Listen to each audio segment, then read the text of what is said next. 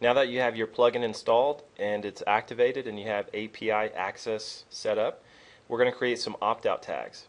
Now I'm not going to go through how to create a tag in Infusionsoft, but what you'll want to do is create a category, and you can call it email opt-out if you would like, and then create some tags under that category. That just kind of helps you organize your tags.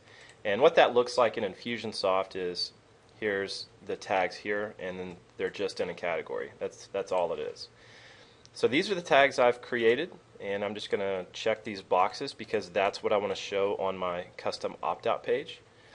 And one of these tags is an opt-out out of everything, and that's kind of optional if you want to do that. So it's basically saying, we're going to offer tips and tricks, promotions, webinars, maybe there's some billing information, and then there's everything, like basically don't send me anything.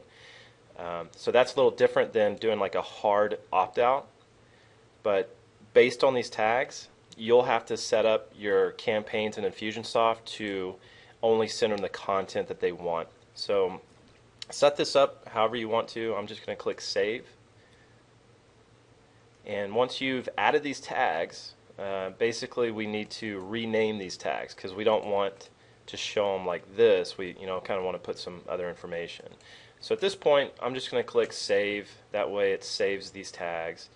And let's go ahead and rename the tags. So the way that this is going to show up is maybe tips and tricks, 1 per month, promotions and discounts maybe during holidays, webinars, any invitations that we might offer, billing maybe as needed, and like don't send me anything about your boat storage.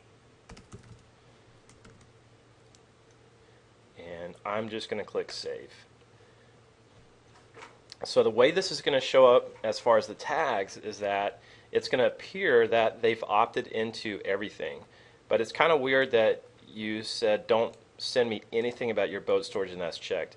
So by default, if somebody has none of these tags applied, this is how it's going to look. So I want to make this unchecked if they don't have the tag. So I'm going to click Save.